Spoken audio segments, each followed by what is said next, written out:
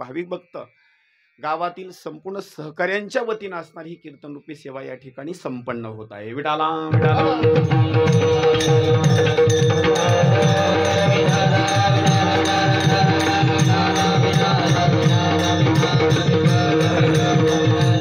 या कीर्तनरूपी सेवेच्या बाबतीमध्ये आपण काही बोलण्याची असणारी गोष्ट सांगतो। 31/1/2025 रोजी असणारा मृत्यू झाला। एकदम लक्ष द्या, आता नेमका मृत्यू होतो नेमका मृत्यू तरी कुणाचा होतो?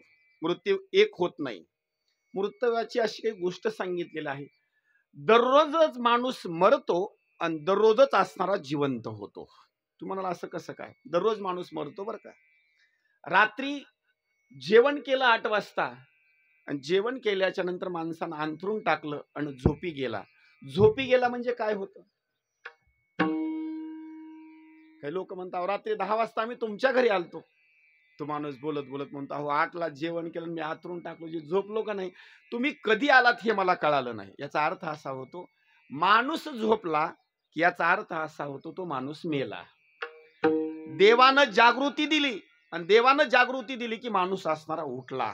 फक्त माझा प्रश्न एवढा आहे, दररोजच माणसं संध्याकाळी झोपतात आणि दररोजच सकाळी उठतात, त्या दिवशी आपण शोक करत नाहीत, पण माणूस मरून गेल्याच्या नंतर मग मात्र शोक करतो। दोन्ही स्वरूपात सांगतो, जसा मृत्यू आहे तशीच असणारी झोप आहे। विडाला विडाला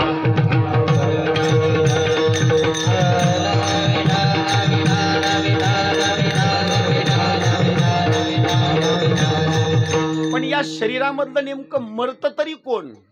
विचार करा। काही जण म्हणत असतील डोळा मरतो, डोळा तर जाग्यावरच आहे। माणूस मरण पावला ना, डोळा मरतो, डोळा तर जाग्यावरच आहे। काही लोक म्हणतील हात मरतो, हात तर जाग्यावरच आहे। काही म्हणतील पाय मरतो, पाय तर जाग्यावरच आहे। अहो, कोणी म्हणत असेल शरीर मरतं, पण शरीर तर जाग्यावरच आहे। मग नेमकं मेलं तरी कोण? याच्यामध्ये सुंदर स्वरूपामध्ये वर्णन केलेलं आहे। या शरीरामध्ये असणारा एक जीवात्मा आहे आणि आत्मा आहे। याच्यामधला आत्म्याच्या बाबतीत जर बोलायचं म्हटलं तर आत्मा कधी सुद्धा मरत नाही। का मरत नाही त्याचं वर्णन सांगतो। नैनम छिंदन्ति शस्त्राणि नैनम दहति पावकः न चैनम क्लेदयन्त्यापो न शोषयति मारुतः। आत्म्याला जर कोणी शस्त्रानं मारण्याचा प्रयत्न केला, आत्मा कधी मरत नाही। आत्म्याला जर जाळण्याचा प्रयत्न केला, आत्मा कधी जळत नाही। आत्म्याला जर सुकवायचा प्रयत्न केला, आत्मा कधी सुकत नाही। आत्म्याला जर पाण्यामध्ये बुडवून मारायचं म्हटलं तर आत्मा कधी मरत नाही। आत्मा हा आजो नित्य शाश्वतो यम पुराणो, हा आत्मा शाश्वत असणारा, नित्य असणारा आहे, अनादि आहे। मग नेमकं मरत तरी कोण? याच्यामध्ये 3 भाग केलेले आहेत। नंबर 1 बुद्धी, बुद्धी अधिष्ठान चैतन्य आणि बुद्धीमध्ये चैतन्याचा असणारा आभास, हे 3 मिळून होतो जीव। लोक बोलत बोलत म्हणतात तुझ्या जीवाला थोडी तरी लाज वाटली पाहिजे। एखाद्यानं गुन्हा केला का नाही, बोलत बोलत म्हणतात कमीत कमी तुझ्या जीवाला थोडी लाज वाटली पाहिजे। जीवाला लाज वाटणे म्हणजे जीव तरी नेमका कोणता हे तरी कळालं पाहिजे बरं का। त्या जीवाचे 3 प्रकार, एक बुद्धी, बुद्धी अधिष्ठान चैतन्य आणि बुद्धीमध्ये चैतन्याचा आभास। पण या तिघामध्ये मरत असताना बुद्धी अधिष्ठान चैतन्य 2 क्रमांकाचं कधी सुद्धा मरत नाही। कोण मरतं? नंबर 1 ला एवढे माणसं आजपर्यंत मरण पावले। मरण पावलं म्हणजे नेमकं कोण मरण पावलं? त्याच्या शरीरामध्ये असणारी जी बुद्धी आहे का नाही, बुद्धी मरण पावली। तुम्ही म्हणाल बुद्धी कशी काय मरण पावली? त्याचं कारण एक आहे, दृष्टांत सांगतो, लक्ष देऊन ऐका। तुम्ही आता जेवण केलं, 10-11 वाजले, सुंदर असणारं दही ताक असणारं खाल्लं, जेवण केलं। जेवण केल्याबरोबर काही 2-4 लोक आले आणि तुमच्या शेजारीच असणारे, त्यांनी गप्पा गोष्टी करण्याकरता सुरुवात केली। कोणी हसतं, कोणी धिंगाणा करतं आणि तुम्हाला तर झोप लागलेली आहे, पण झोप लागलेली असून सुद्धा 5 मिनिटांमध्ये तुम्ही जाग होता आणि काय बोलता, तुम्ही जरा थोडासा गर्दा करू नका बरं का, शांत मला झोपू द्या। त्याचं कारण एक आहे, तुम्ही केलेला गर्दा बुद्धी जाणते आणि माणूस लगेच झोपेतून असणार उठतं बरं का। पण मेलेल्या माणसाची मरते म्हणजे बुद्धी। एवढे आपण प्रेताच्या जवळ थांबतो, एवढा डांगोरा करतो, नवे नवे रडतो, कधी मरण पावलेला माणूस कधी उठला नाही. त्याचं कारण एक आहे, मरण पावलेल्या माणसाची जाणणारी जी बुद्धी आहे ती बुद्धी जाणत नाही माझ्याजवळ नेमकं कोण कोण आहे. एवढे आपण रडतो, पण बुद्धी मात्र कधी कोणाला जाणत नाही. म्हणून तिथं मरत असताना बुद्धी एक मरते, आणि त्या बुद्धीमध्ये पडलेला जो आभासाचा भाग आहे, जी सावली आहे, हे दोघ जणच मरतात. बुद्धी अधिष्ठान चैतन्य मात्र मरत नाही. विडाला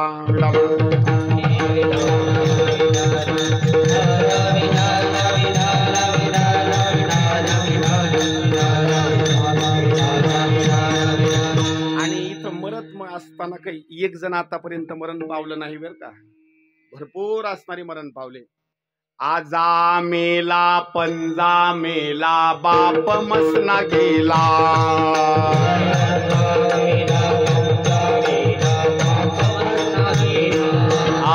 आजा मेला पंजा मेला बाप मसना गेला.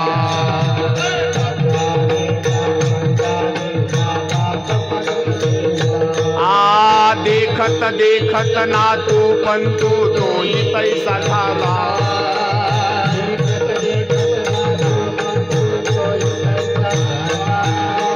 देखत देखत ना तू पंतू तोही तैसा झाला.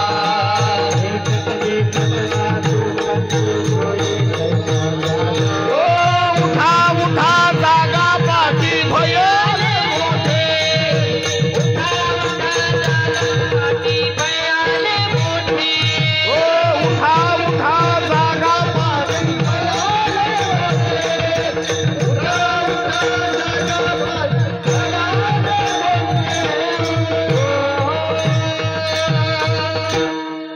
कोण कोण मेलं.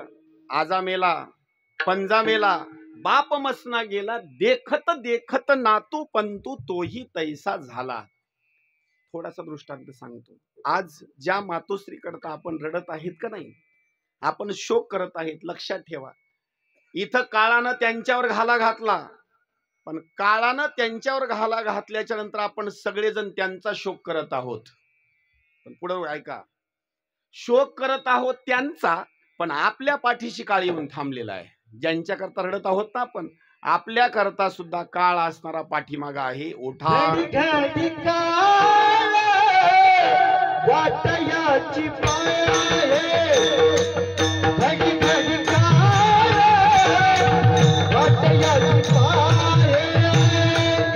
घडी घडी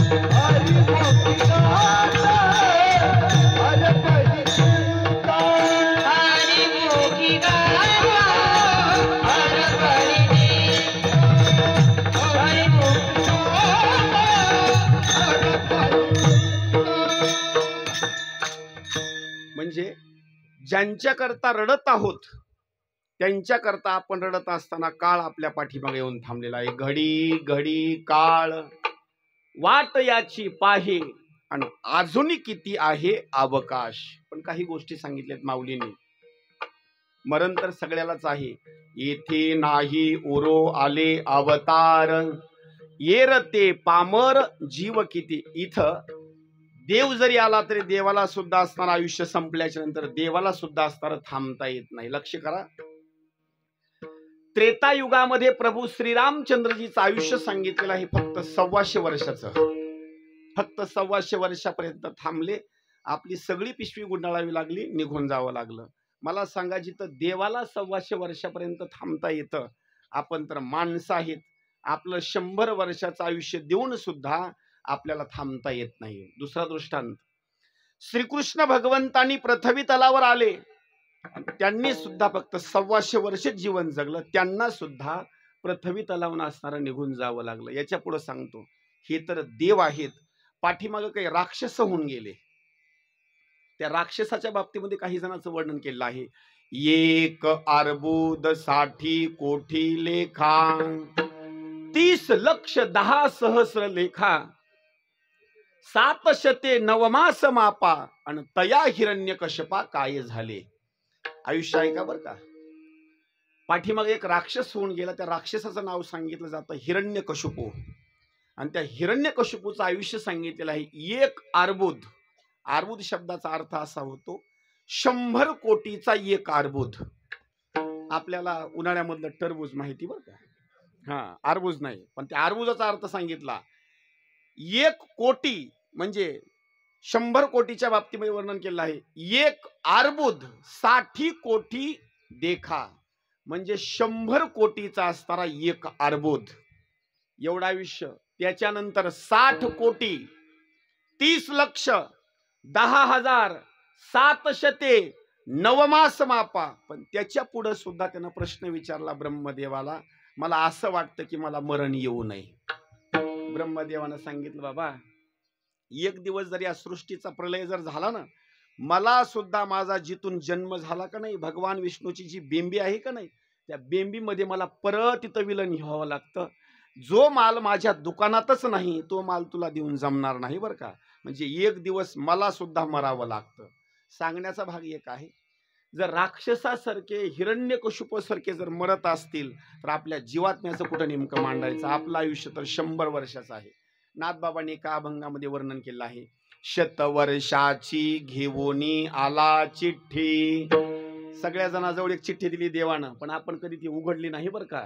100 वर्षाची घेऊनी आला चिठ्ठी, अर्धरात्र खादले उठा उठी, केव्हा जपसील राम नाम वाचे, अन आयुष्य सरलिया पडतील यम फासे. कधी तू देवाचं नाव घेणार. 1 नंबर 2 ला सांगितलं 14 चौकड्या लंका नाथा. त्याच्यापेक्षा पुढलं आयुष्य सांगितलं. कृतयुग, त्रेतायुग, द्वापारयुग आणि कलियुग. किती युग झाले? 4 युग. हे 4 एकदा जर आले का नाही, त्यांचा नंबर एकदा येऊन गेल्याच्या नंतर 1 चौकडी होते. त्या लंकानाथाचं आयुष्य सांगितले राजा रावणाचं. अशा 14 चौकड्या झाल्याच्या नंतर लंकानाथाचं आयुष्य संपणार. आता आपण किती वेळेला जन्माला येणार आणि किती वेळेला मरणार, त्याच्यानंतर रावणाचा मृत्यू. म्हणजे रावण सुद्धा जिवंत राहणार नाही. 14 चौकड्याचं आयुष्य असून सुद्धा. त्याच्या पुढे सांगतो 14 चौकड्या लंकानाथा, 99 सहस्र राया दशरथा. रावणाला तर फक्त 14 चौकड्याचं आयुष्य आहे. 99 सहस्र म्हणजे 99,000 चौकड्याचं आयुष्य दशरथ राजाला होतं. पण शेवटी घटना काय घडली? राम राम कही राम, राम राम कही राम. आणि एवढं राम राम म्हणत सुद्धा दशरथ राजाला प्राण सोडावा लागला, प्राण ठेवता आला नाही. पुढे वर्णन केलं आहे 14 चौकड्या लंकानाथा, 99 सहस्र राया दशरथा, तेही गेले स्वर्गपंथा, मागे सर्वथा नुरलेची. पुढे सांगितलं 14 कल्प मार्कंडेया पडे. याच्या पुढे बर का, आता 14 कल्प मार्कंडेया पडे, तै लोमहर्षणाचा एक रोम झडे, बकदा लभ्याचे निमिषे मोडे, एवढे गेले अरे मना. दशरथ राजा मेल्याच्या नंतर पुन्हा आयुष्य सांगितलेलं आहे 14 कल्प मार्कंडेया पडे. त्या मार्कंडेयाचं काय वर्णन करावं. 14 कल्प असणारं आयुष्य असून सुद्धा त्यांचा एक दृष्टांत सांगितला जातो. जीवन जगत असताना त्यांनी एक गवताची पेंडी डोक्यावर घेतली म्हणा, आणि लोकांनी प्रश्न विचारण्याकरता सुरुवात केली, महाराज एखादं कुठंतरी घर वगैरे काहीतरी बांधावं, जीवन जगावं. लोकाला हसून त्यांनी सांगितलं, जीवन जगतो म्हणले, जगण्याबद्दल काही अडचण नाही, कॉलमचं घर बांधतो, पण आपल्याला राहायचेच किती दिवस. लोकांनी प्रश्न विचारला, आयुष्य किती आहे तुमचं? त्यांनी सांगितलं 14 कल्पाचं. विचार करा, आपलं आयुष्य 100 वर्षाचं आहे. 5 मजले जरी बांधले तरी वरी आपण गज काढून टाकलीत बरं का. आपल्याच्यानं जरी नाही झालं तर कमीत कमी आपला मुलगा कोणीतरी असणार बांधील. 14 कल्पाचं आयुष्य, पण गवताची पेंडीच फक्त डोक्यावर घेतली. 14 कल्प मार्कंडेया पडे. 14 कल्पाचं आयुष्य संपल्याच्या नंतर पुढला एक बाबा सांगितलेला आहे 14 कल्प मार्कंडेया पडे, तै लोमहर्षणाचा एक रोम झडे. मार्कंडे ऋषी मरण पावल्याच्या नंतर एक लोमहर्षण नावाचे ऋषी आहेत, त्यांच्या अंगावरचा फक्त एक केस गळून खाली पडतो. त्यांच्या अंगावरचे सगळे केस गळून पडल्याच्या नंतर त्यांचा असणारा मृत्यू होणार. आणि त्याच्या पुढे एक बाबा सांगितला, बकदा लभ्याचे निमिषे मोडे. लोमहर्षणाचे सगळ्या अंगावरचे केस गळून पडणार, त्यावेळेला बगदा लभ्य नावाच्या ऋषीची फक्त एकदा पापणी लावणार. काय आयुष्याशी विचार करा. बकदा लभ्याचे पुढे निमिषे तै वटहंसाचा उपडे पिच्छ. एक वटहंस म्हणायचा असणारा पक्षी आहे. लोमहर्षण नावाचे ऋषी मरण पावल्याच्या नंतर त्यांच्या अंगावरचा फक्त एक पंख खाली गळून पडणार. बकदा लभ्याचे पुढे निमेषे ते वटहंसाचे उपडे पिच्छ. तयासी होता मृत्यू प्रवेश तो एक श्वास कुर्माचा. जो कासव आहे का नाही, त्या कासवाचा नुसता एक श्वास होतो. एकदा आतमध्ये घेणे आणि एकदा आतमध्ये असणारा सोडणे. पुढे आयुष्य सांगितलं. मरणांत पुढे भ्रुशुंडीचा तो एक दिवस कुर्माचा. नामा विनवी केशवाचा वेगी विठोबाचा पंतधरा. एवढ्या जणांची माळ सांगितली. नामदेव महाराजांनी पुढे सांगितलं, बाबा जर कुर्मासारखे अवतार नवे नवे मोठमोठे ऋषीमुनी जर मरत असतील एवढं आयुष्य देऊन, तर आपल्या मानवाचं यांच्या पुढे नेमकं मांडायचं कुठं. विडाला विडाला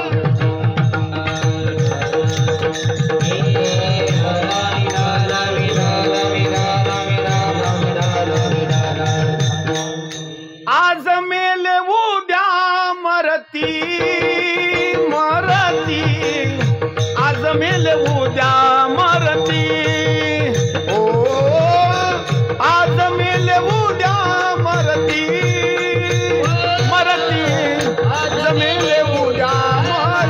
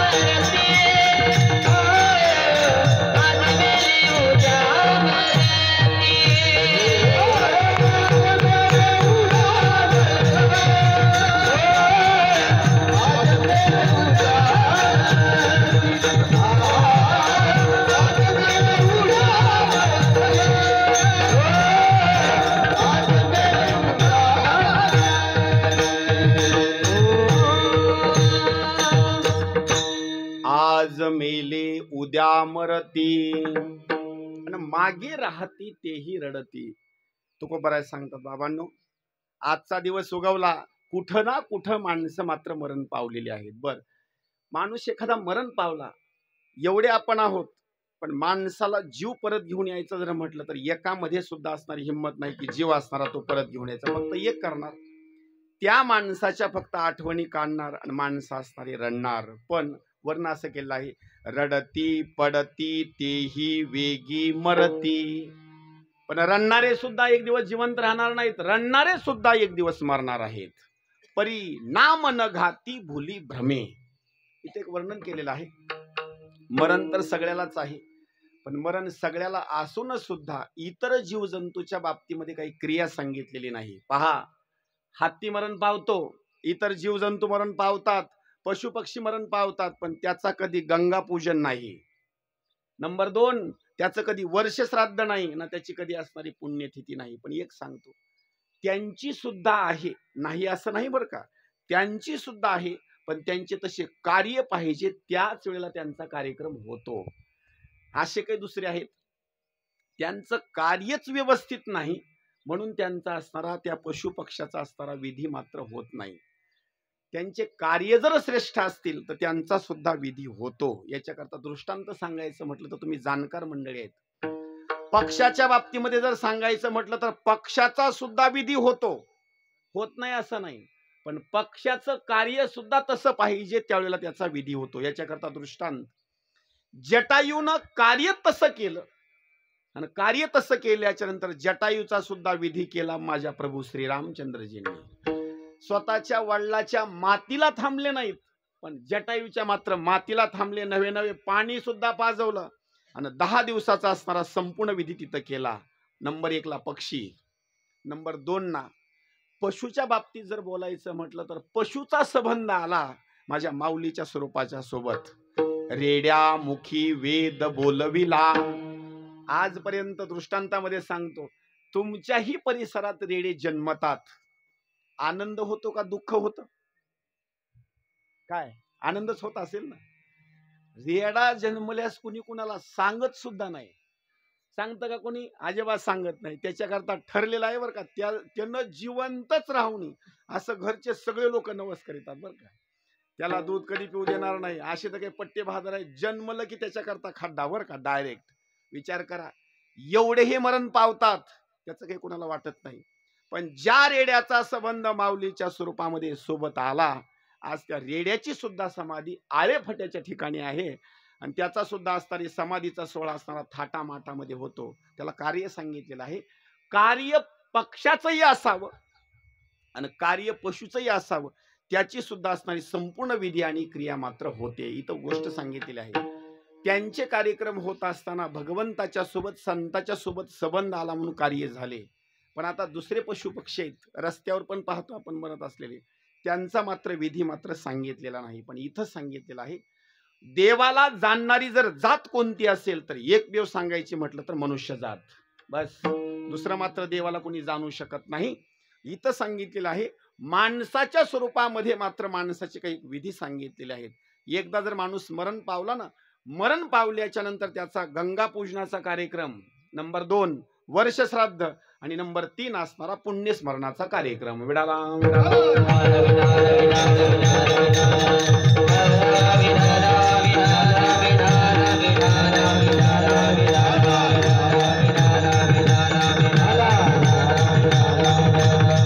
सुंदर भगवद्गीतेमध्ये वर्णन केलंय. कथम न देवा, या ठिकाणी आम्ही जर हे कार्य जर बंद पाडले तर नेमकं काय होईल? याच्याकरता सुंदर माऊलीने काही दृष्टांत सांगितलेले आहे. माऊली असं वर्णन करतात, जर एखाद्या माणसानं हे जर कार्य जर नाहीच केले ना, याच्याकरता काही असणारे दुष्परिणाम सांगितलेले आहेत. नंबर 1, माहिती आहे कार्य करावंच लागतं, पण माहिती असून जर एखाद्या माणसानं जर कार्य जर नाही केलं ना, त्याच्याकरता दोष सांगितला. नंबर 1, हे अभिमान मध्ये भुलले, जरी पा संग्रामा जानपा आले, तरी आम्ही हित आपुले जाणावे पा. याच्याकरता पहिला माऊलीने दृष्टांत सांगितला. माहिती आहे दोष येतच आहेत, पण दोष येत असून सुद्धा आपलं हित कशामध्ये आहे हे माणसानं मात्र जाणून घ्यायचं. उदाहरणार्थ, तुम्ही रस्त्यानं मोटरसायकलवर बसलात आणि मोटरसायकलवर बसल्याच्या नंतर रस्त्यानं गाडी चालवत आहेत, समोरून मोठा ट्रक येत आहे. ट्रकवाल्या ड्रायव्हरला कळत नाही की गाडी आपण कशी चालवावी, काय करावी, पण तुम्ही तर जाणकार आहेत ना, तुम्हाला माहिती आहे बरोबर येत नाही, आपण काय करा, त्याच्याच अंगावर जा का? नाही नाही, आपण काय करावं लागतं, त्याला कळत नाही ना, मग कमीत कमी आपण आपला रस्ता धरा. आणि जर त्याला कळत नाही ना, आपल्यालाही कळत नाही, मग म्हणल्याच्या नंतर मग मात्र हात मोडून घ्या, तंगडे मोडून घ्या, दवाखान्यामध्ये जाऊन असणार पाडा. आता सांगतो, माऊली वर्णन करतात आणि अर्जुनाची भाषा आहे. जरी हे अभिमान मध्ये भुलले, जरी पा संग्रामा जानपा आले, तरी आम्ही हित आपुले जाणावे पा. म्हणजे एवढे कौरव युद्धाला आले, पण आम्ही युद्ध करावं का नाही हे आपले आपण असणार हे ठरवायचं. याच्या पुढे सांगतो, इथं जर आपण जर एखादी गोष्ट करत असताना एखाद्या माणसाला मारायचंय का नाही मारायचं हे सुद्धा आपण विचार करायचा बरं का. याच्याकरता दोन गोष्टी सांगतो. मारत असताना दोन स्वरूपामध्ये मार सांगितलेला आहे, किंवा एखाद्या माणसाला मारायचं आहे. नंबर एक, एखाद्या माणसाला जीव मारणे म्हणजे त्याचा वधच करून टाकणे. आणि दुसऱ्या माणसाला सांगितलेलं आहे माणूस आहे पण त्याला भुकनं मारणे. दोन गोष्टी, जिवंत मारून टाकणे त्याचा वध, आणि एखादा माणूस आला त्याला भुकनं मारले, याचे दोन भाग सांगितलेले आहेत.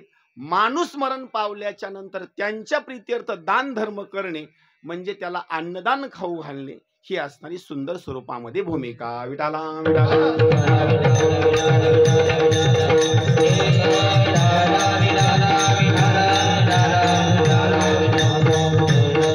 इथं अन्नदानाची सेवा करणे म्हणजे त्याला जीव घालणे.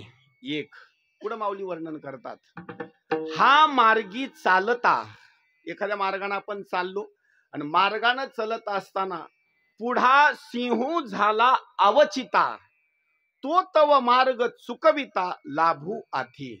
एखाद्या रस्त्याने आपण चाललो आणि रस्त्यानं जात असताना जर सिंह पुढून आला तर सिंह पुढून आल्याच्या नंतर त्या रस्त्यानं शक्यतो जायचं नाही, शक्यतो रस्ता चुकवायचा आणि रस्ता चुकून असणारा जायचं. त्याचं वर्णन केलेलं आहे. जर आपले आई वडील मरण पावले आणि काही मार्ग असा सांगितलेला आहे की त्या मार्गाने आपल्याला जर दान धर्म केलेली जर भूमिका नसेल, किंवा आपल्याला तो मार्ग दिसतो की तो अंधकारमय असणारा मार्ग आहे, त्या रस्त्यावर असणारा पाप आहे, ते पाप सुद्धा धुवून काढण्याकरता जर अन्नदानाची सेवा करत असेल तर काही असणारं शिल्लक राहत नाही. वर्णन केलेलं आहे.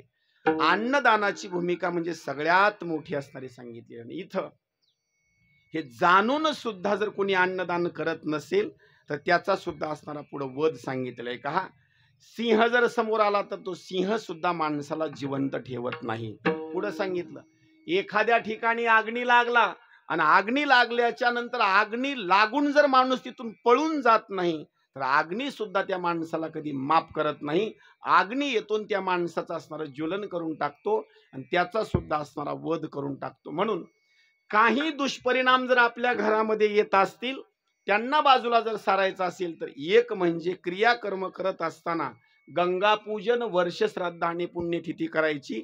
दुष्परिणाम आपल्या घराकडे येत नाहीत. विडाला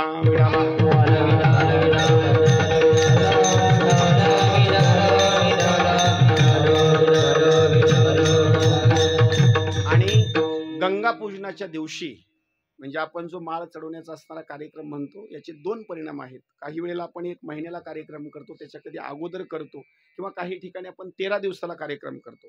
नेमकं या कार्यक्रमाच्या दिवशी नेमकं पूजा तरी कुणाची करायची असते याच्या बाबतीमध्ये लक्ष देऊन ऐका. आजच्या दिवशी जी पूजा करायची असते ती म्हणजे गंगेची. कारण सगळ्या नदीमध्ये जर पवित्र गंगा जर कोणती असेल ना तर एकमेव नदी म्हणजे गंगा. वाचे म्हणता गंगा गंगा, सकळ पापे जाती भंगा. सगळ्या नदीमध्ये जर पावन कोणती नदी असेल तर ती आहे नदी गंगा.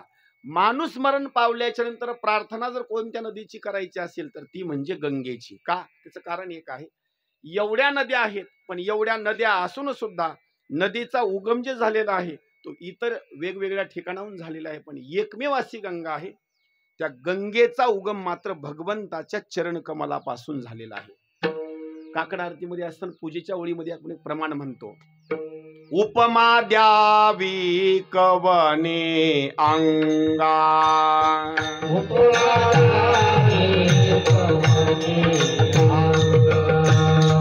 चरणी जन्मली पै गंगा,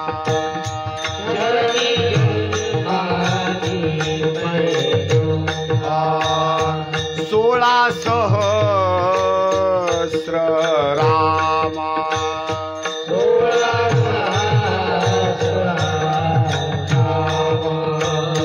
नित्य न पुरती कामी,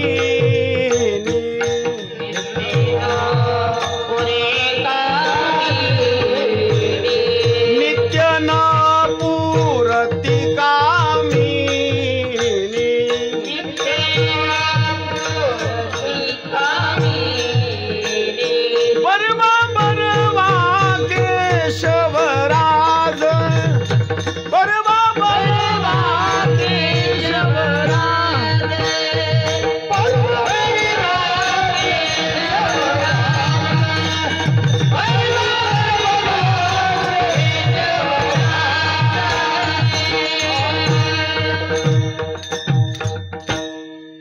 दिला म्हणे बळी आणि जीव दिला पाया तळी. बळीला पाताळामध्ये नेऊन घालत असताना भगवंताने ज्यावेळेला आकाशाकडे पाऊल नेलं त्यावेळेला भगवंताच्या चरण कमलाला एक ब्रह्मांड लागलं आणि ब्रह्मांड लागल्याच्या नंतर स्पर्श झाला आणि चरणामधून असणारी गंगा असणारी अवतीर्ण झाली. आणि गंगामधून ज्यावेळेस चरणातून अशी अवतीर्ण झाली ना, त्या गंगेला वरदान दिलेलं आहे. जर या गंगेमध्ये एखाद्या माणसाच्या हस्ती जर टाकल्या ना, तर हस्ती टाकल्याच्या नंतर त्या हस्ती सुद्धा असणाऱ्या विरघळून जातील. नवे नवे माणूस सुद्धा असणारा तो पवित्र होऊन जाईल. सगरांचा सुद्धा जर उद्धार करण्याकरता जर नदी कोणती आणली असेल तर दुसरी नदी आणली नाही, गंगाच घेऊन यावं लागलं. त्यावेळेला सगर पुत्रांचा उद्धार झाला. सगळ्यात पावन असणारी नदी म्हणजे गंगा. आजच्या दिवशी गंगेचं असणारं स्मरण करावं लागतं की आमच्या मातोश्री आहेत, या मातोश्रीचा असणारा उद्धार व्हावा, म्हणून हा गंगा पूजनाचा असणारा एक कार्यक्रम. याच्या पुढे सांगतो, हा 13व्याचा कार्यक्रम करण्याबद्दल आणखी एक शास्त्रामध्ये पुरावा असा दिलेला आहे.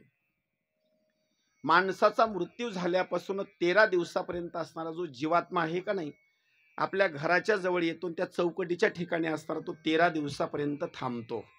घरच्या लोकांना काही सांगितलेलं आहे. पहिल्या दिवसापासून 10 दिवसापर्यंत काही पिंडदान करण्याकरता सांगितलेला आहे.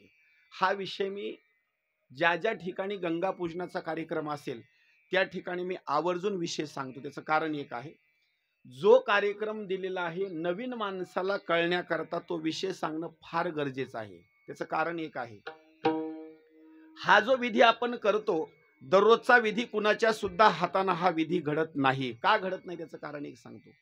दररोज सगळे दुःखामध्ये माणसं भेटण्याकरता येतात, विचारपूस करतात आणि निघून जातात. पण ज्यांनी पाणी पाजवलेलं आहे का नाही, त्या पाणी पाजवलेल्या माणसानं 10 दिवसापर्यंत तो तंतोतंत विधी करावा लागतो. तो आश्मा नावाचा असणारा दगड ज्या माठाला स्पर्श केलेला आहे त्याची पूजा असेल, त्याला आंघोळ घालणं असेल आणि पिंडदानाच्या बाबतीमध्ये त्या दगडाची पूजा करून सुद्धा असणारं, दीपदान करून सुद्धा तिथं असणारं दररोजच्या स्वरूपामध्ये गव्हाच्या पिठाची असणारी गोळी तयार करणे आणि तिथं अर्पण करणे. का करायची असते त्याचं सुंदर स्वरूपामध्ये गरुड पुराणामध्ये वर्णन केलेलं आहे. पहिल्या दिवशी जर पिंडदानाचा विधी केला तर मातीच्या आकृतीचा असणारा पुतळा तयार होतो. दुसऱ्या दिवशी डोका असेल, डोळे असतील, कान असेल, नाक असेल, दुसऱ्या दिवशी तयार होतं. तिसऱ्या दिवशी गळा असेल, छाती असेल, हे तयार होतं. चौथ्या दिवशी पोट तयार होतं. 5व्या दिवशी कंबर तयार होते आणि 6व्या दिवशी असणारी पाये निर्माण होतात. 6 दिवस झाले. 7व्या दिवशी या शरीरामध्ये रक्त येण्याकरता सुरुवात होते. 8व्या दिवशी शरीर हलण्याकरता सुरुवात होतं. 9व्या दिवशी थोडीशी भूक लागते आणि 10व्या दिवशी मात्र त्या शरीराला सहन होत नाही, म्हणून 10व्या दिवशी मात्र आपण खंदे उतरण्याचा कार्यक्रम करतो. तुमच्या परिसरात करतात का नाही मला माहिती नाही, पण खंदे उतरतात का? खंदे उतरणे म्हणजे माणसाला ओझं झाले म्हणून नाही बरं का. त्या जीवात्म्याला त्या दिवशी भूक लागलेली असते म्हणून घरच्या मंडळींनी दानधर्म करणे, म्हणून खंदे उतरण्याचा असणारा कार्यक्रम 10व्या दिवशी. अन्नदान परत 11व्या दिवशी अन्नदान आहे, 12व्या दिवशी अन्नदान आहे, 13व्या दिवशी अन्नदान आहे. पण घटना अशी घडते, 2 स्वरूपामध्ये आपली रूढी परंपरा सांगितलेली आहे. काही परिसरात जर गेलात तर 10व्या दिवशीचा कार्यक्रम मोठ्या स्वरूपात सांगितलेला आहे आणि काही परिसरात जर गेलात तर 13व्या दिवसाचा कार्यक्रम मोठ्या स्वरूपात सांगितलेला आहे. आपल्या इकडे जो कार्यक्रम होतो तो 13वा असेल किंवा फुलमाळेचा कार्यक्रम असेल, हा मोठ्या स्वरूपात होतो. पण जर 10व्या दिवसाचा कार्यक्रम करायचा असेल तर याला मात्र जास्त माणसं लागत नाही, एक 2-4 माणसामध्ये असणारा तो कार्यक्रम होतो. जर पुण्याच्या परिसरामध्ये गेलात तर 13व्या दिवशीचा कार्यक्रम छोटा असतो आणि 10व्या दिवशीचा, ज्याला आपण दशक्रिया विधी म्हणतो, हा मात्र कार्यक्रम मोठ्या स्वरूपामध्ये केला जातो. हा का करायचा? 10व्या दिवशी नवे तर 13व्या दिवशी माणसानं एकदा अन्न सेवन केलं, जो माणूस मरण पावलेला आहे त्या दिवशी अन्न सेवन केल्याच्या नंतर दुपारी 12च्या नंतर त्याचा प्रवास सांगितलेला आहे. अगोदर कार्यक्रम करण्याकरता जमत नाही, लक्ष देऊन ऐका. 12च्या अगोदर कधी अन्नदान सुद्धा करू नका. त्याचं कारण एक आहे, 12च्या नंतरच त्याला चालण्याकरता परवानगी आहे, अगोदर मात्र परवानगी नाही. काही लोक बोलत बोलत म्हणतात आज जरा सोयाबीन काढण्याचे काम आहेत, पेरणीचे काम आहेत, लोक अगोदर जीव घालू. आपण लक्ष करा बरं का, अगोदर जीव घालू आणि मग असणारा तो विधी करू. पण अगोदर माणसं जीव घालण्याची गरज नाही. का? ज्यांच्या करता कार्यक्रम करत आहे त्यांचाच विधी करायचा, माणसाचा डोक्यात विषय ठेवायचा नाही. 12च्या नंतर असणारी अन्नदानाची भूमिका, नैवेद्य दाखवणे, मग त्यांचा असणारा आशीर्वाद घेणे, त्यांना चलण्याकरता असणारी परवानगी देणे. आता कुठं चलतात याचे 2 स्वरूपात वर्णन सांगितलेले आहेत. ज्या माणसानं भगवान शंकराची आराधना केलेली आहे आणि ज्या माणसानं भगवान विष्णूची आराधना केलेली आहे त्याला मात्र चालण्याची गरज नाही, त्याचं डायरेक्ट वैकुंठामध्ये असणारं गमन सांगितलं. विष्णूची जर आराधना केली वैकुंठाला जातो, शंकराची आराधना केली तर तो कैलास पर्वताला जातो. पण ज्यानं दोघाचीही आराधना केली नाही तो वैकुंठालाही नाही आणि तो कैलासालाही नाही. 13 दिवसापासून त्याचं जे चलणं आहे ते संयमी नावाच्या नगरीकडे चलणं आहे. विठाला विठाला.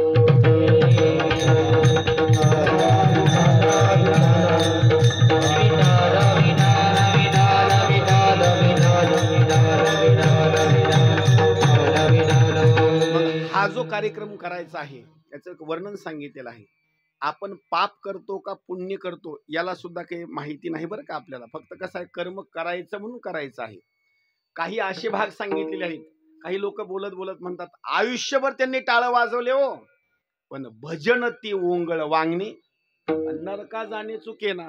लोक बोलत बोलत म्हणतात आता काही दान धर्म करायची गरज नाही, आमच्या वडिलांना आयुष्यभर परमार्थ केला. अरे बाबा, पण भजन करून सुद्धा नरकाला जायची भूमिका आहे ना.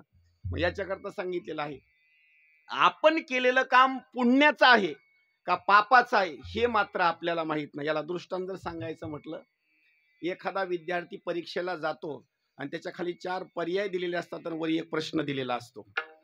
त्या विद्यार्थ्याला माहिती असतं याचं उत्तर हेच आहे म्हणून तो काय करतो, त्याला टिक मार्क करतो. पण त्याचं उत्तर हे आहे का ते आहे विद्यार्थ्याला माहिती नाही, त्याचं खरं उत्तर शिक्षकाला माहिती आहे. तसं एक सांगतो, आपण केलेलं कर्म चांगलं आहे का वाईट आहे, पुण्याचं आहे का पापाचं आहे हे आपल्याला माहिती नाही, याचं उत्तर देवाला माहिती आहे. म्हणून एक काम करायचं, आपण फक्त कर्म करत राहायचं, सगळं असणारा देव मात्र तिथं जाणतो. विडाला विडाला.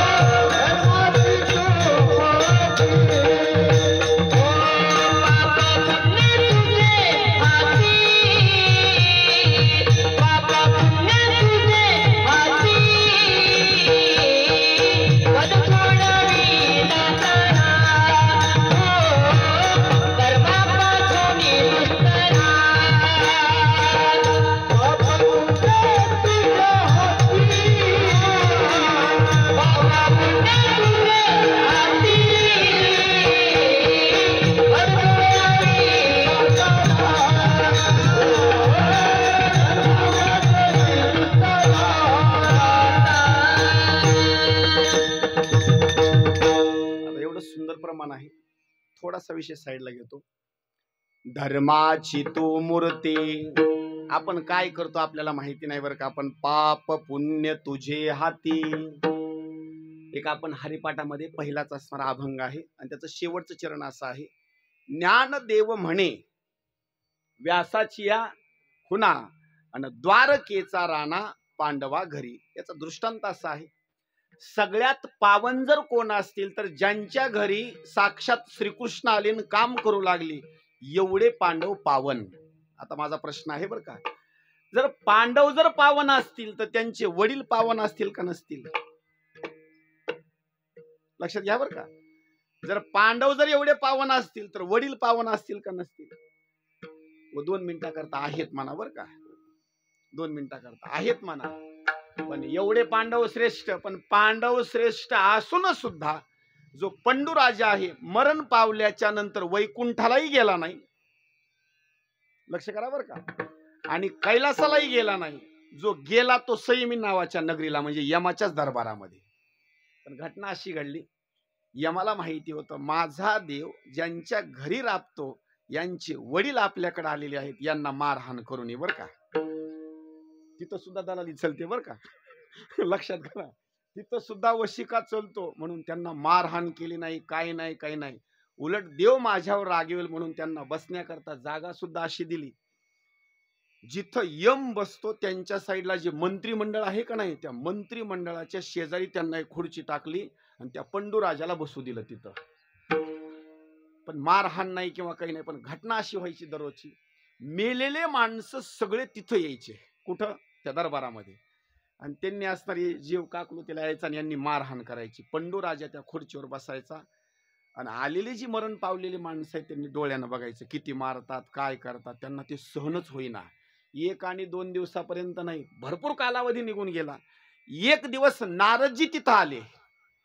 नारदजी तिथं आल्याच्या नंतर नारदजीनं सहज प्रश्न विचारला पंडूराजाला, तुम्हाला इथं काही त्रास वगैरे? आता काय सांगू म्हणले तुम्हाला. आणि काय नाही, चहा वेळेला आहे, पोहे वेळेला आहेत, सगळा आनंद आहे म्हणले, काही कमतरता नाही. त्याचं कारण एक आहे, माझे मुलं चांगले आहेत बरं का, त्याच्यामुळं मला आज जागा चांगली मिळाली बरं का. फक्त एका गोष्टीची खंत आहे म्हणले, हे सगळं खायला व्यवस्थित आहे, थाटमाट आहे, फक्त मला डोळ्यानं बघू वाटत नाही म्हणले. काही लोक बोलत बोलत म्हणतात का नाही, सगळा आनंद आहे पण ते माझ्या डोळ्याला बघूच वाटणार, एवढा अत्याचार का नाही हे मला बघूच वाटणार. नारदजीनं प्रश्न विचारला, नेमकं झालं काय? काही नाही म्हणले, दररोज माणसं इथं आणल्याच्यानंतर त्यांची मारहाणच बंद नाही म्हणले. झोप लागली की आरडालेले ओरडाले सगळे कानावरचे म्हणले, झोपच लागत नाही म्हणले. मग काय करावं लागेल? उपाय सांगितला, एक काम करा, मला इथं राहायचं नाही बरं का म्हणले, मला इथं राहायचंच नाही. कुठं जायचंय म्हणले? वैकुंठाला एक जायचंय म्हणले, नाही तर मग कैलासाला तरी जायचं म्हणले. मग तुमची तुम्ही निघून जा ना म्हणले. आता निघून जाता येत नाही बरं का. लक्ष करा, दृष्टांत कामाचा आहे. माणूस मेल्याच्या नंतर पुन्हा पुण्य करता येत नाही बरं का. हे कीर्तन भजन अन्नदान मागलच्या लोकांनी काय करायचं, त्या माणसाला चांगली गती जर मिळवून द्यायची असेल तर त्यांना गती पुन्हा घेता येत नाही, मागच्या माणसानं सगळं कार्य करावं लागतं. याला दुसरा दृष्टांत, एखादा माणूस जेलमध्ये गेला आणि जेलमध्ये गेल्याच्या नंतर त्याला स्वतःहून स्वतःची जमानत घेता येत नाही किंवा जेलमधून त्याला स्वतःहून सुटता येत नाही. कुणा सोडवावं लागतं? गावातल्या लोकांनी कागद 7-12 सगळा 8चा उतार जमा करावा लागतो, 2-4 साक्षीदार व्हावे लागतात आणि तिथं जाऊन सांगावं लागतं गुन्हा केला नाही बरं का. जर गुन्हेगार जरी असेल तर त्याला जिम्मेदार आम्ही, म्हणून आपण सगळे साक्षीदार बरं का. आता हे लक्षात करा.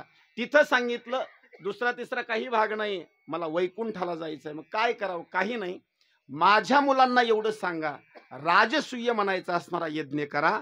एवढा यज्ञ केल्याच्या नंतर मी वैकुंठाला जाईल आणि कैलासाला जाईल. अहो 5 पांडवांनी राजसूय नावाचा यज्ञ केला आणि त्याच्यानंतर पंडूराजा वैकुंठाला असणारा निघून गेला. त्याचं कारण एक आहे, जर पंडूराजासारख्या गेल्याच्या नंतर मागच्या लोकांनी जर त्यांचा उद्धार केला असेल, इथं सुद्धा हा जो गंगा पूजनाचा कार्यक्रम आहे, फुल चढवण्याचा कार्यक्रम आहे, आपण जीव आहेत त्यांना सहकार्य देवाचं होतं. आणि आपल्याकरता सुद्धा हे कीर्तन भजन अन्नदान सांगणं म्हणजे हा सुद्धा आपल्याकरता राजसूय नावाचा यज्ञ. विडाला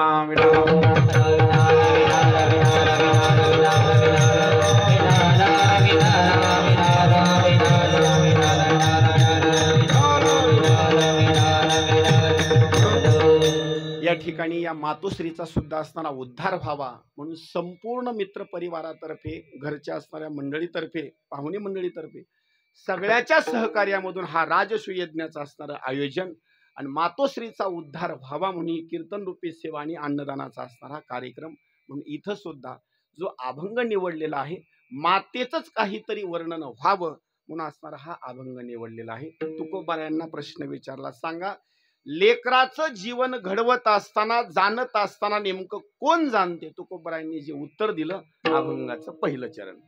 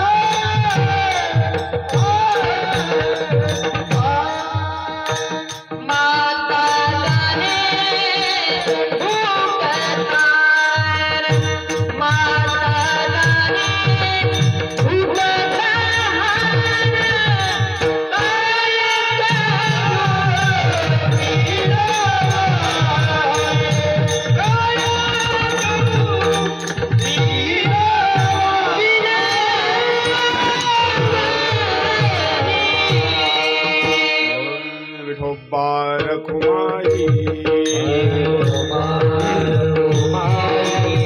बार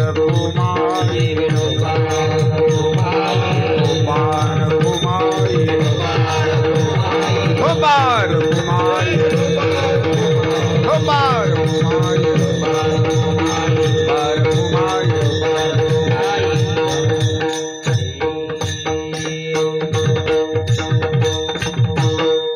अभंगाच्या प्रथम चरणामध्ये पहिला जर तुकोबारायांनी शब्द टाकला असेल, पहिला शब्द टाकितला बाळाचे जीवन. पण नेमकं बाळ कुणाला म्हणतात? तो त्या बाळामध्ये दृष्टांत दिलेला आहे बरं का. ज्याला बाळसा आलेला आहे, लक्ष करा बरं, ज्याला बाळसा आलेला आहे त्याला म्हणायचं बाळ. लेकरू कुणाला म्हणायचं? जे चालण्याकरता सुरुवात झालं का नाही त्याला म्हणायचं लेकरू बरं का. ज्याला बाळसं तयार झालं, ज्याला असे केस कुरळे आहेत, सुंदर असणारे गाल आहे, त्याला म्हणायचं बाळ. त्या बाळामध्ये आणखी बारकावा सांगतो. या लेकराचं जीवन जाणत असताना फक्त तिघजणच जाणतात, दुसरं कुणीच जाणत नाही बरं का. या लेकराचं जीवन जाणत असताना सगळ्यात अगोदर जर जाणत असेल तर नंबर 1 ला या बाळाचं जीवन जे आई जाणते, ती आई म्हणजे पोषितो जगासी एकला तो, म्हणजे देव. बाळाचे जीवन सगळ्यात अगोदर जर कोण जाणत असेल तर अगोदर देव, त्याच्यानंतर आईचा संबंध आहे. देव कसा जाणतो? ज्यावेळेस आपण आईच्या गर्भाशयामध्ये आहोत ना, एकदम छोट्या स्वरूपामध्ये, आईनं असं अन्न खाण्याकरता सुरुवात केलं की देवानं काय केलेलं आहे, बरोबर एक अशी नळी बसवली बरं का, मोठी. आई करता माझा असा मोठा पाईप आहे, पण आईच्या असणाऱ्या त्या कुशीमध्ये जे लेकरू आहे का नाही, आईनं जेवण केलं की बरोबर त्या लेकराला असणारं पोचेती होतं. तुम्ही म्हणाल कसं पोचेती होतं? आईच्या गर्भाशयामध्ये जे लेकराची बेंबी आहे का नाही, त्या बेंबी आणि आईचा असणारा जो अन्ननलिकेचा भाग आहे, या दोन्हीचा असणारे एक असं कनेक्शन करून टाकलं. आणि कसं केलेलं आहे माहिती का? जसं तुम्ही शेतामध्ये ठिबक करता का नाही विष्णुभाऊ, मोठा पाईप, त्याला बारीक असणारं ठिबक केलेलं, किती झाडाला पाणी द्यायचं आणि किती असणारे ते कॉक काढायचे, जसं तुम्हाला माहिती तसं देवाला सुद्धा माहिती आहे. एवढं जर आईनं खाल्लेलं अन्न आहे आणि जशाला तसं जर लेकराला जर पौचिती करायचं म्हटलं तर लेकरू लहान आहे, लेकरू वाचणार नाही. एवढं देवानं काळजी केलेली आहे. काळजी करत असताना तिथं तो पाईप कट करणे आणि पाईप कट करून त्याला बरोबर बारका पाईप टाकणे, तेवढंच कनेक्शन घेणे, त्या लेकराला पौचिती करणे. पण कधी कधी दृष्टांत सांगतो बरं का, कधी कधी देवाला जर जास्तच पेशंट आले आणि जास्त जर देवाला गडबड जर असली तर देवाकडून सुद्धा कधी कधी चूक होते बरं का. तुम्ही कधी कानावर सुद्धा गोष्ट ऐकली असेल, आईच्या गर्भाशयामधून जे लेकरू जन्माला आलं ते जिवंत नव्हतं, मरणच पावले होते. त्याचं कारण सांगू, देवाकडून सुद्धा चूक झाली. त्याला जेवढं अन्न पौचिती करायला पाहिजे होतं तेवढं झालं नाही, एक तर कमी तरी झालं, नाही तर जास्त तरी झालं, लेकरू मरण पावलं. एक सगळ्यात अगोदर जर आई जाणत असेल तर नंबर 1 ला देव. नंबर 2 ला सांगतो, बालकाचा जन्म झाल्याच्या नंतर त्या लेकराला उठून जाग करण्याकरता संत, त्याचं जीवन जाणण्याकरता. नंबर 2 ला सांगतो, त्या बाळाचं जीवन जाणण्याकरता दुसरं तिसरं कुणीच नाही. नंबर 3 ला सांगितली आई. डॉक्टरनं सांगितलं, लेकरू जर चांगलं जन्मालाच आणायचं असेल तर आजपासून तुम्हाला एवढं पथ्य पाळावं लागेल आणि हे अन्न तुम्हाला खायला जमणार नाही. आई काय करते? अजिबात अन्न ते खात नाही. लेकराचा जन्म चांगला होण्याकरता आई मात्र ते अन्न खात नाही. बाळाचे जीवन, एक शरीरामधलं जीवन, पोटामधलं, याच्या पुढे सांगतो, लेकरू जन्माला आल्याच्या नंतर तिथून पुढं शेवटच्या क्षणापर्यंत लेकराचा सांभाळ करण्याकरता आणि त्याचं जीवन व्यवस्थित करण्याकरता कोण जर जाणत असेल तर आईच जाणते बरं का. दुसरं तिसरं कुणीच जाणू शकत नाही. कसं जाणते? लेकरू लहान आहे, इंग्लिश स्कूलची गाडी येण्याच्या अगोदर लेकरू उठत नाही, इंग्लिश स्कूलची गाडी येण्याच्या अगोदर रात्री आईला झोप येत नाही. आई अगोदर उठणार, त्याला आंघोळ घालणार, कपडे घालणार, त्याचा डब्बा तयार करणार आणि त्याला असणार गाडीमध्ये नेऊन बसवणार. कुणी जर प्रश्न विचारलं, एवढं का बेजार व्हायला हो तुम्ही? आईचं उत्तर आहे, आता जर मी बेजार नाही झाले तर उद्या याचं जीवन काय होणार? बर्बाद जीवन होणार. याचं कारण सांगतो. अनेक आई आहेत आणि अनेक वडील आहेत, काम शरीरानं होत नाही तरी सुद्धा घरी बसत नाहीत. त्यांना जर प्रश्न विचारला, आता शरीरानं काम होत नाही, तुम्ही जरा शांत घरी बसून राहावं, ते बोलत बोलत म्हणतात, एवढं जरी काम केलं तर माझ्या असणाऱ्या मुलाला नातवंडाला हे होईल. त्याचं कारण एक आहे, आज सुद्धा वय होऊन जरी गेला असेल तर त्या लेकराचं जीवन जाणण्याकरता जर कोण असेल तर केवळ असणारी आई, दुसरं तिसरं कोणी.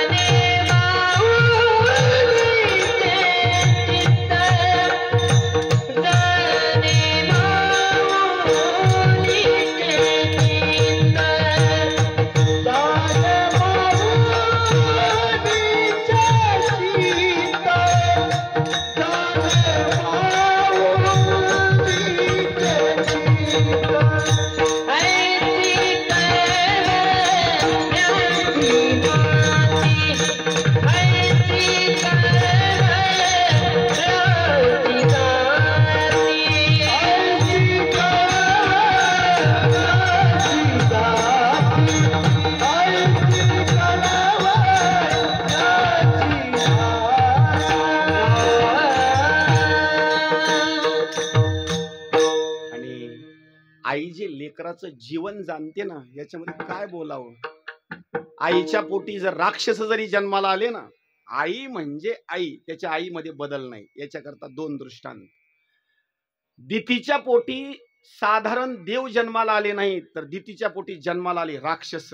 1 आणि 2 दिवसापर्यंत नाही, 1000 वर्षापर्यंत त्या दितीनं आपल्या मुलाला जन्मच दिला नाही. लोकांनी प्रश्न विचारला, 9 महिने पूर्ण झाल्याच्या नंतर आई बालकाला जन्म देते, 1000 वर्षाचा कालावधी होऊन गेला, तुम्ही लेकरांना जन्म का देत नाही? त्यावेळेस त्या आईनं बोलण्याकरता सुरुवात केली, मी जर या 2 लेकरांना जन्म दिला तर या 2 लेकराचा मृत्यू साक्षात विष्णूच्या हातानं आहे. आणि विष्णूच्या हातानं जर मृत्यू असेल, एकाला मारणार आहे वराह भगवंत आणि एकाला मारणार आहे नरसिंह भगवंत. जर माझ्या दोन्ही लेकराला जर हे देव मारणार असतील तर त्याच्यापेक्षा एक काम करते ना, मी हे सुरक्षित माझ्या गर्भाशयामध्ये राहतील, म्हणून आईनं जन्म सुद्धा दिला नाही. याच्या पुढे दुसरा दृष्टांत, शिशुपालाचा जो जन्म सांगितलेला आहे तो महाभारतामध्ये आणि पांडव प्रतापामध्ये या ग्रंथामध्ये सांगितलेला आहे. शिशुपालाचा जन्म झाला, पण शिशुपालाचा जन्म झाल्याच्या नंतर त्याला हात 4 आणि डोळे असणारे 3. महिला भगिनींनी सांगितलं, हे जे लेकरू जन्माला आलेलं आहे का नाही, हे लेकरू आम्हाला तर असं वाटतं हे भूत असावं किंवा प्रेत असावं. त्या आईनं सांगितलं, काय करू याला? काही करू नका, याला उचला आणि अरण्यामध्ये असताना नेऊन टाकून द्या. अहो ती भोळी बिचारी तिनं उचललं आणि अरण्यामध्ये टाकण्याकरता घेऊन गेली. आकाशवाणी झाली आणि आकाशवाणी झाल्याच्या नंतर आकाशवाणीनं सांगितलं, आई या लेकराला टाकून देऊ नको बर का, या लेकराचा सांभाळ कर. हे लेकरू म्हणजे भूत पण नाही आणि प्रेत पण नाही. सांगितलं, काय करू? काही करू नको, हे लेकरू जिवंत राहतं, याला एक उपाय सांगते. त्या आकाशवाणीनं बोलण्याकरता सुरुवात केली, जो कोणी या लेकराला भेटण्याकरता येईल आणि या लेकराला ज्याचं दर्शन होईल, ज्याचं दर्शन झाल्याच्या नंतर 1 डोळा आणि 2 हात गळून पडतील, त्याच्याच हाताने या लेकराचा मृत्यू आहे. घटना अशी घडली, नेमकं माझं लेकरू कुणाच्या हातानं मरणार आहे याच्याकरता तिनं पत्रिका छापल्या. आईनं गावोगाव पत्रिका दिल्या आणि सांगितलं, माझ्या लेकराला पाहण्याकरता या. हे पाहण्याचा जो कार्यक्रम आहे का नाही, द्वापार युगामध्ये सुद्धा होता बरं का. सगळे लोक पाहण्याकरता आले आणि पाहण्याकरता आल्याच्या नंतर हे आमंत्रण गेलं कृष्णाकडं. आणि कृष्णाचं आणि शिशुपालाचं नातं जर सांगायचं म्हटलं तर शिशुपालाच्या सख्या मामाचं पोरग म्हणजे कृष्ण, आणि शिशुपालाचं आणि कृष्णाचं नातं सांगायचं म्हणजे कृष्णाच्या सख्या आत्याचा मुलगा म्हणजे शिशुपाल. घटना अशी घडली, कृष्ण आणि बलराम आत्याच्या घरी आत्याला भेटण्याकरता आले आणि शिशुपाल एकदम छोटा, आत्यानं उचललं लेकरून डायरेक्ट कृष्णाच्या मांडीवर दिलं. मांडीवर दिल्या बरोबर त्याचा एक डोळा नष्ट झाला, दोन हसणारे हात नष्ट झाले. एवढी आत्या. तुमच्याकडे प्रथा कशी आहे, आत्याच्या पाया भाच्यानं पडायचं का भाच्याच्या पाया आत्यानं पडायचं, बरोबर आहे का नाही? हा, पण एवढी मोठी आत्या भाच्याच्या पाया पडली. कृष्णानं हात जोडले. आत्या असं उलट कसं काय? सांगितलं मला आकाशवाणी माहिती बरं का, माझी एकच विनंती आहे बाबा, जरी तू माझा भाचा असशील तर माझी विनंती आहे माझ्या लेकराला मारू नको. कृष्णानं सांगितलं मी तुझ्या लेकराला का मारील, तसं नाही, आकाशवाणी मागत झालेली आहे आणि तुझं दर्शन झाल्यामुळं एक डोळा आणि दोन हसणारे हात नष्ट झालेले आहेत. कृष्णानं हसून सांगितलं आत्या खरं सांगू का, तुझं जे मुलगा आहे का ना एकदम माझ्या जवळचा, आत्याचा मुलगा म्हणजे जवळचा. आणि लक्षात ठेवा आत्या, तुझ्या लेकराला मारणार नाही म्हणजे नाहीच. आत्यानं सांगितलं तोंडापुरतं बोलू नको, वचन दे. त्यावेळेस वचन देत असताना कृष्णानं सांगितलं आत्या वचन देतो पण माझी एक आट आहे, 100 गुन्हे होईपर्यंत एक शब्द सुद्धा बोलणार नाही, पण 100 गुन्हे झाल्याच्या नंतर याला मात्र जिवंत ठेवणार नाही. त्या आत्यानं बोलण्याकरता सुरुवात केली. शब्द चालू आहे बाळाचे जीवन. आत्याला असं माहिती होतं गुन्हा करून करून, मामाचाच मुलगा आहे ना हा, भावाचाच मुलगा आहे, गुन्हा करून करून माझं लेकरू किती करील, एकदा गुन्हा करील, दोनदा करील, तीनदा करील, 100 गुन्हे मात्र अजिबात करणार नाही. काही पाहुणे असतात बरं का, एकदा पैसे बुडवितील, दोनदा बुडवितील, तीनदा बुडवितील, पुन्हा मात्र बुडवित नाहीत ना, त्यांना सुद्धा लाज वाटेल ना. तसं त्या आत्यानं सांगितलं 100 गुन्हे होईपर्यंत माझ्या लेकराला माफ करायचं. कृष्णानं हसत सांगितलं आत्या काळजी करू नको, 100 गुन्हे होईपर्यंत माफ करणार, पण 100 गुन्हे झाले ना मग मात्र माफ करणार नाही. विषय चालू आहे बाळाचे जीवन. 100 गुन्हे होईपर्यंत शिशुपालाला देवानं माफ केलं आणि शेवटी असणारा सुदर्शन चक्राला आज्ञा देऊन असणारा वध केला. सांगण्याचा भाग एक आहे, एवढे गुन्हे जर माफ कुणामुळे केले असतील, केवळ फक्त असणाऱ्या आईमुळं. बाळाचे जीवन आणि माता जाणे भूक तहान. याच्या पुढे सांगतो, नामदेव महाराजाच्या आईच्या बाबतीमध्ये जर बोलायचं म्हटलं तर नामदेव महाराज दररोज उठायचे आणि भगवंताच्या समोर जाऊन थांबायचे. आई यायची आणि देवासोबत भांडण करायचे. भांडण करत असताना एक दिवस देवानं प्रश्न विचारला, आई नामदेव महाराज दुसरीकडे तर कुठं जात नाहीत ना, इथंच येऊन माझंच भजन करतात ना, मग भजन करू दे ना. सांगितलं नुसतं तुझं भजन करून उपयोग होणार नाही, पुढली पिढी खाईल तरी नेमकं काय. त्याचं कारण एक आहे, देवाच्या सुद्धा संगतीला लागलं तरी आईला किंवा आहे बरं का, नुसतं भजन करून जमत नाही. आईचं प्रेम लेकरावर एवढं. विठाला विठाला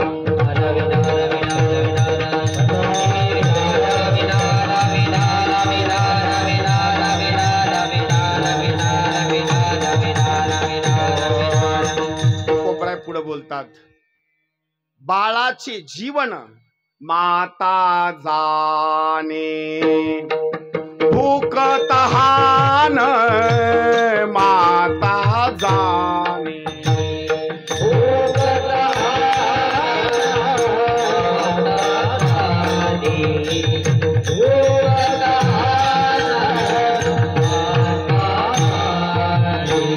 बाळाचे जीवन, बाळाचे जीवन,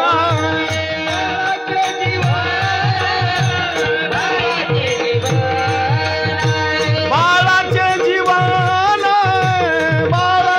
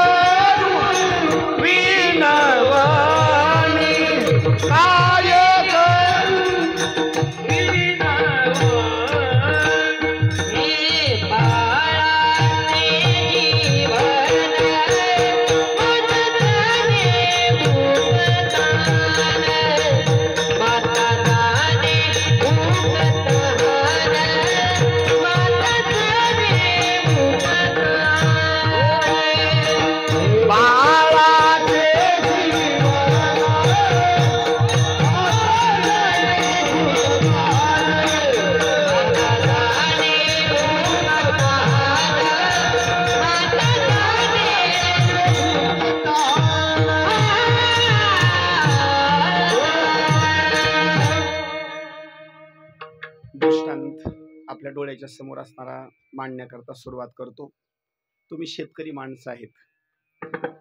कुणाच्या शेतामध्ये लिंबाचं झाड आहे, कुणाच्या शेतामध्ये जांबाचा असेल, आंब्याचा असेल. त्याला काय चिमणी काय करते, खोपा करते. बर, पिल्ले कुठं असतात? खोप्यामध्ये. आणि चिमणी कुठं असते? बाहेर. बाहेर जाते आणि बाहेर गेल्याच्या नंतर तुमच्या कापसावरची असेल, कुठलं एखादं पीक आहे, त्या पिकावर जाते, बसते, एक आळी घेते. तिचं खाद्य आहे ते. आळी घेतल्याच्या नंतर तिनं खाऊन टाकायला पाहिजे का नाही? खाते का आळी? खात नाही बरं का. तिथं आळी पकडणार आणि आळी पकडलेली चोचीमध्ये पकडणार आणि कुठं आणून खाऊ घालणार? ते लेकराला बरं का. आणि लेकराला काही कळत नाही बरं का. ते लेकरं डोळे सुद्धा उघडत नाहीत, एवढे लहान असतात. आणि लेकराली बरोबर कळतं, आई आल्याच्या नंतर लगेच तोंड वाचतात बरं का. आणि तोंड वाचल्याबरोबर काय करते आई? बरोबर असणारी ती आळी टाकते. आता दृष्टांत आणखी थोड्या वेगळ्या स्वरूपामध्ये मांडण्याचा प्रयत्न करतो. आता जवळ असणारी शिवरात्री आलेली आहे. मला वाटतं 26 तारखेला असणारी महाशिवरात्री आहे. आणि त्या महाशिवरात्रीच्या बाबतीमध्ये एक सुंदर एक कथा आहे. एक पारधी आहे आणि हरणाची असणारी पिलं आहेत आणि हरण आहे. पारधी बेलाच्या झाडावर बसला, त्यानं पाणी पिण्याकरता सुरुवात केलं. ते पाणी सांडलं पिंडीवर पडलं. एक पूजा झाली. नंबर 2ला समोरचं काही दिसत नव्हतं, बेलाचे पानं तोडले, खाली टाकून दिले, भगवान शंकराच्या पिंडीवर पडले. घटना अशी घडली, भगवान शंकर असणारे भोळे, त्यांना असं वाटलं दिवसभर बिचाऱ्यानं काही खाल्लं नाही, एक म्हणजे पाण्यानं माझा अभिषेक केला, आणि नंबर 2ला असणारं वरून बेलाचे असणारे पानं टाकली. मी प्रसन्न झालो. महाशिवरात्रीचा दिवस असल्यामुळं देवाला येण्याकरता वेळ नव्हती. डायरेक्ट मोबाईल काढला आणि यमालाच फोन लावून सांगितला, त्याला काही पाहिजे असेल तर जाऊन देऊन टाका. आला यम. आणि यम आल्याच्या नंतर त्या पारद्याला सांगतो, माझं नाव यम, काही मागायचं असेल तर मागून घे. आता मला सांगा, यमाला आपण काय मागणार? मला फक्त नेऊ नको. पण त्यानं विचार केला, यम आहेत ना, मग एक माझी इच्छा आहे बरं का. एक म्हणजे मला घेऊन जाऊ नका, आणि दुसरी गोष्ट म्हणजे मला सगळ्यात जास्त जर काय आवडत असेल तर मी शिकार करणारा माणूस आहे. पशु पक्षाचं बोलणं मला कळावं, एवढंच वरदान द्या. त्यानं वरदान मागून घेतलं यमाकडून. पशु पक्षाचं बोलणं मला कळावं, दिलं वरदान. वरदान दिल्याच्या नंतर पहाट झाली, सूर्य उदय झाला. सूर्य उदय झाल्याच्या नंतर एक हरण आलं, आणि हरण आल्याच्या नंतर त्यानं पाणी पिण्याकरता सुरुवात केली. तोपर्यंत बाण धरला. बाण धरल्या बरोबर हरणाची असणारी पत्नी आली. पत्नी आल्याच्या नंतर पत्नीलाही बाण धरला. त्या पत्नीनं बोलण्याकरता सुरुवात केली, पारधी दादा, मारायचं असेल तर मला मार बरं का, पण एक माझी विनंती आहे. माझे घरी असणारे 2 लेकर आहेत. आता मी तर तो बाण लागल्याच्या नंतर तुझा मी मरणारच आहे, फक्त माझी एक विनंती आहे, मला बाण फक्त 1-2 तासाकरता मारू नको. माझं इथून असणारं जे घर आहे थोडंसं लांब आहे, आणि माझे लेकरं माझी वाट पाहत आहेत, त्यांना भूक लागली असेल. फक्त मी त्यांना काय करते माहिती का, मी इथून जाणार, ते लेकरं मला एकदा स्तनपान करणार, त्यांची भूक मी भागवणार, आणि भूक भागवल्याच्या नंतर मी परत मात्र येणार. माझा दृष्टांत सांगण्याची भाग बरं का. माता जाणे भूक तहान. त्या हरणीनं स्वतः करता काही मागून घेतलं नाही, पती करता काही मागून घेतलं नाही, पण मागणी मागत असताना पारध्याला विनंती केली, फक्त माझ्या लेकराला जाऊन असणारी त्यांची भूक मी भागवते आणि परत येते. पारध्यानं सांगितलं काही वचन द्यायचं आणि इथून असणारं निघून जायचं. त्या मातोश्रीनं वचन दिलं आणि ती असणारी हरणी गेली. हरणी गेल्याच्या नंतर हरणीनं लेकरांना जवळ घेतलं आणि सांगितलं, बाबा आज येथेच असणारं दुग्ध प्राशन करा, इथून पुढे तुमची आणि माझी मात्र भेट होणार नाही. फक्त माझा सांगण्याचा दृष्टांत एवढाच आहे, मरण जरी जवळ आलं तरी मरण जरी जवळ आल्याच्या नंतर आई एकच काम करते, लेकराचं असणारं भुकेचं आणि तहानेचं असणारा भाग मात्र पूर्ण करणार, आणि स्वतःचं जीवन जरी गेलं तरी हरकत नाही, पण सगळ्यात जास्त लेकराची असणारी काळजी करणार. विठाला विठाला.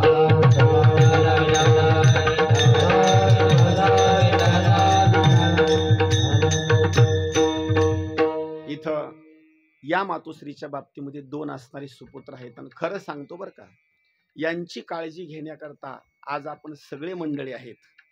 कुणाचे विवाह झालेले असतील, कुणाचे विवाह झालेले नसतील, आपले वय किती जरी असतील, तर आपल्या भूकची न तहानची काळजी करणारी जर या जगतामध्ये कोण असेल ना, दुसरं तिसरं कोणी नाही, फक्त आई म्हणजे आई. या दोन मुलाच्या संपूर्ण शरीराची काळजी घेण्याकरता, संपूर्ण प्रॉपर्टीच्या बाबतीमध्ये काळजी घेणारी जर कोण असेल तर आईच. आज यांना घर असेल, जमीन असेल, प्रॉपर्टी असेल, ही सगळी जतन करून जर कोण ठेवली असेल तर फक्त आईनं, बरं का. यांच्या जीवनामध्ये पुढे दुःख वाट्याला येऊ नये म्हणून सगळं असणारं जतन करून ठेवणं, यांच्या तहानची भुकेची सगळी असणारी काळजी करणारी जर कोण असेल तर आई. बाळाचे जीवन आणि माता जाणे भूक तहान, अशा मातोश्री करता पंढरीश परमात्म्याच्या चरणी आपण प्रार्थना करू. या मातोश्रीच्या बाबतीमध्ये पुन्हा जन्मही देऊ नको देवा आणि मरण सुद्धा असणारं देऊ नको का. किती वेळा जन्मा यावे आणि निंद्य व्हावे फजित, म्हणवोनी जीव भ्याला आणि शरण गेला विठोसी. म्हणून